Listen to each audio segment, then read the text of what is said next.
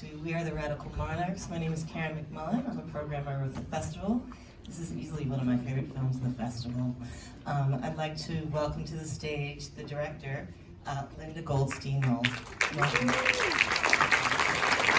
I would also like to invite up to the stage producer Katie Flint, also an editor Ariel Anselmo, and subjects Anayvette, Martinez, and Peter Martinez.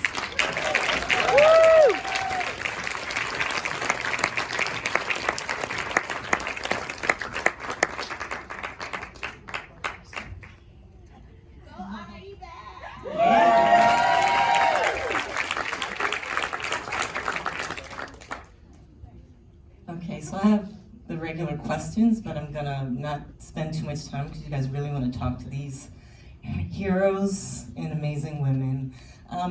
The basic one I'd like to start with is just how you came to tell the story. You guys have gotten a lot of press, and rightly so, but how did you come to work together, and what was your collaboration like?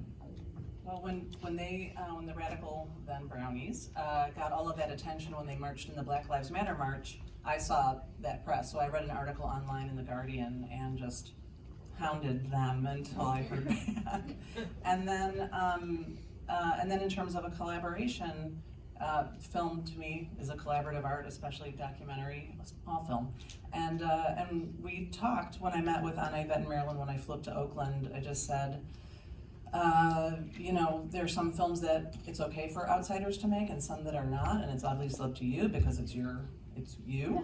But I just felt that I could use my privilege of experience and this to help amplify their story. And they said, that's great, that's what a white ally can do. So, and Marilyn also said that it's very often that the work of women of color is invisible. And she said, yeah, you can do the work of documenting our work.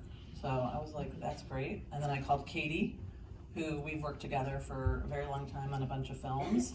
And then, so it was gonna be a year in the life, and it turned into 3.5 years. And during that time, Katie had a baby, I had cancer, we called Ariel, she came in to save the day. And so we all collaborated together. It was a really wonderful piece, and I just thought, can we have another round of applause for that?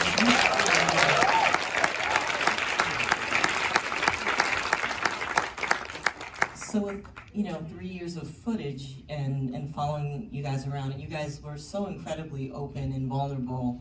You can see the warmth that you guys had between each other and the trust. But that gives the editors a real hard job of what to put on the screen and what not to. Can you guys talk a little bit about so many deleted scenes? I hope that they make it onto a website somewhere when this is released. But I mean, the girls are amazing, and every troop meeting was a gem.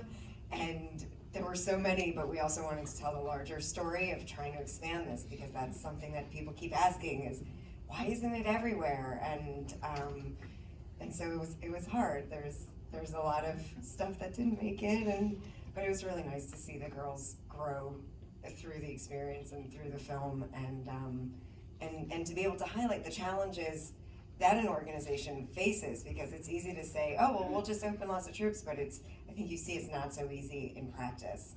And I think that's something that people don't really see often is the struggle that happens behind the scenes of a lot of nonprofits. So. And so Anayvette and Lupita, what was it like being followed for 3 years? Feel like celebrities? Yeah, I think at first it was a little bit strange to have like a bunch of cameras in your face, but after a while we got really comfortable with having them there, and it was just kind of like, oh, is the film crew coming today? They look cute and all that kind of stuff. But it kind of just became like a regular thing, and it was pretty much natural. Yeah, I would say the same. Like at the beginning it was a little strange. And then towards the end, like if the film crew wasn't there, the Monarchs were like, where's the film crew? I wear my good earrings today. Yeah. On that note, can we see the nails, please, Lupita? Oh, yeah.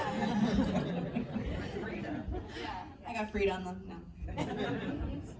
I'm going to open it up to the audience. Does anyone have any questions, comments?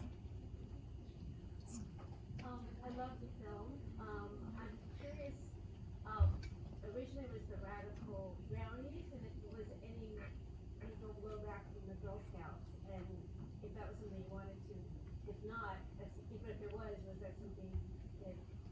dicey question. The question was, is they were first called the Radical Brownies, and was there any blowback from the Girl Scouts around that? Yes, so as soon as we got lots of media coverage, as soon as we landed on Fox News, we received an email from the Girl Scouts of America, and they're like, hey, we need to like have a conversation with you all, and I was terrified. And jumped on a call with their communications people, and they were actually really cool. They were just like, look, like, you know, looks like you guys have started something that's really important and needed in your community, and you're now causing like a bunch of brand confusion. They were getting inundated with phone calls from 2 different camps. One camp of like this is, you know, disgusting, like I'm not giving my money to this type of organization that's like, you know, raising these like socialist children, to like people being like, where can I find my local, you know, radical brownie troop? I want my kid in that troop. And so we, you know, stepped into some tricky legal stuff. And so they were kind of like, look, you know, we do own the word brownies as being a group of girls. And so if you're gonna use that, you're infringing upon our legal rights. So we did work with a pro bono lawyer. And we're kind of like, well, what do you think? Like, do we fight this? And they're like, look, they have much deeper pockets. You could fight it, but it's gonna be a lot of time, a lot of resources. Why not just rename yourselves? And then that way you can also like just make yourself more distinct from like the Girl Scouts. So what was cool about that was that the Monarchs then got to choose their own name. So they brainstormed a bunch of different names and they got to vote, and so it was really powerful. They got to actually choose their ultimate name, Radical Monarchs. That's great. Any other questions? Was it surprising, like, when, like, you guys got, like, big? Like, when you guys got, like, a little bit, like, well known? Was it surprising that you got as big as you did? Yes, like I said, I think that for me it was just kind of like a little group of friends, you know, that we're gonna do this like, you know, every Saturday, every once in a while. But when it kind of like became big, it was really crazy to me, really surreal, but it also really like helped us grow in a way. So I was also really grateful for that. Questions? This little girl right here.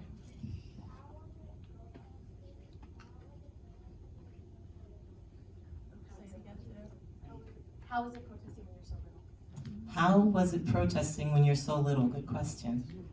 For me, I think I really love being in the streets and doing protests and being at actions, and so I've always kind of been doing this kind of like activism work because there's other ways to show up besides protesting and going to actions. But this is kind of like my favorite thing to do when I was like younger and still now. So I think for me it was really important to do that, and I always feel like super happy and really excited about doing those kind of things. Marches are great community builders, you know, for the girls to get together. But we also have some monarchs who don't like to march and get really kind of like a lot of anxiety being around big crowds. And so we're always talking about like how there's always multiple ways to get involved and create change. So being in the streets is one way. We have others that like will help write scripts for when they go to city council meetings. There's all different types of ways that we nurture for monarchs to get involved and have their voice heard. Any other questions? Yes. Yesterday we were just talking about bullying, and I didn't really know how to address her question.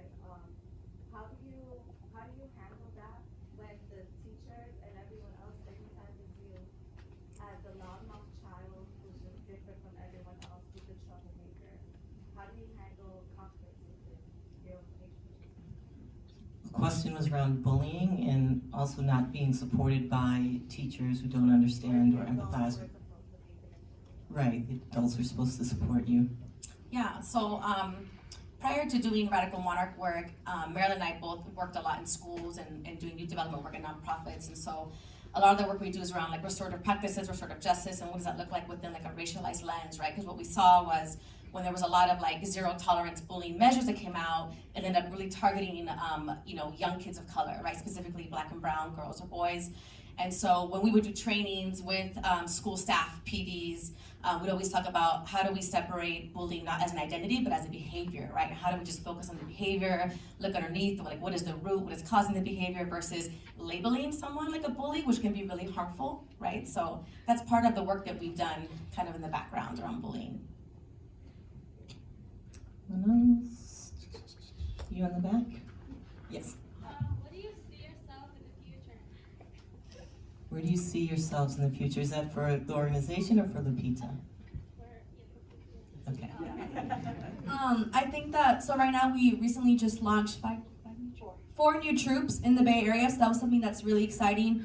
I think that for me, like one of my biggest hopes for Radical Monarchs is for it to really expand so that, we can get a troop here in New York and we could have a lot of different places where we have troops. So. For me personally, I would like to be involved in like politics, so either being an immigration lawyer is extremely, that's one of the things I've been thinking about, and also maybe being like a comedian, because I feel like, wait, let me tell you why, because I think that comedy is, it's a good way to like release joy, because in this work, there's a lot of it can be a Debbie Downer sometimes, like we said, and so having that joy and having that laughter is also super important in this work, and I would like to kind of, voice my opinions and perspectives through comedy, so that's kind of one of the reasons why I would like to do that.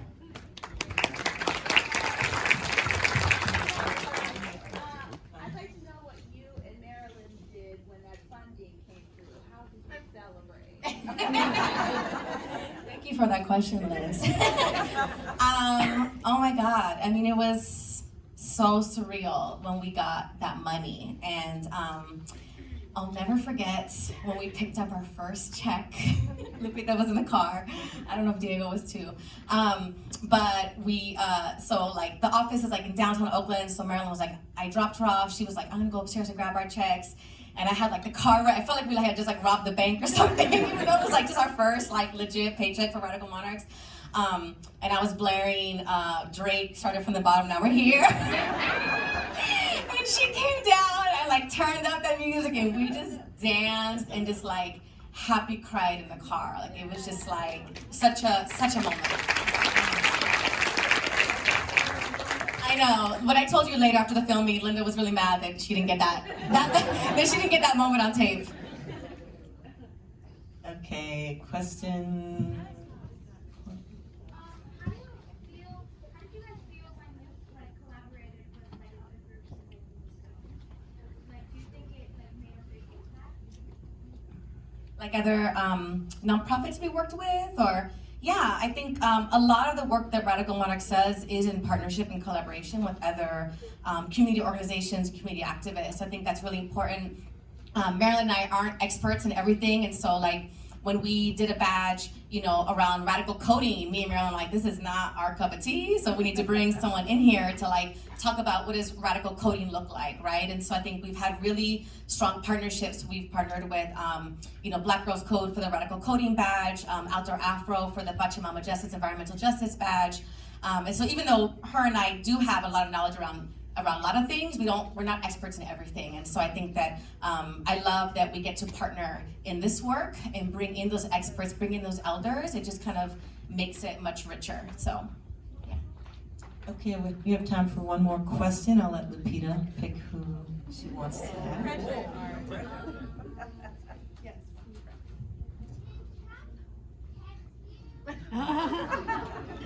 The question was, did Trump text her? No. Thank God, no. No, he did not. We just heard a lot of stuff coming in from Twitter, but no, he himself did not text us. Yeah. Thank you so much, Karen, and thanks to everyone at DOCNYC and all of you. And a couple of housekeeping things. So first of all, we're up for the Audience Award. So I'm just gonna say, vote for us. Vote for us. High number. And then also, we'll have some exciting distribution news very soon. So if you go to our website and sign up for our newsletter, you'll find out about it, and then you can send all your friends and family information about more festivals, because we have a lot more screenings coming up.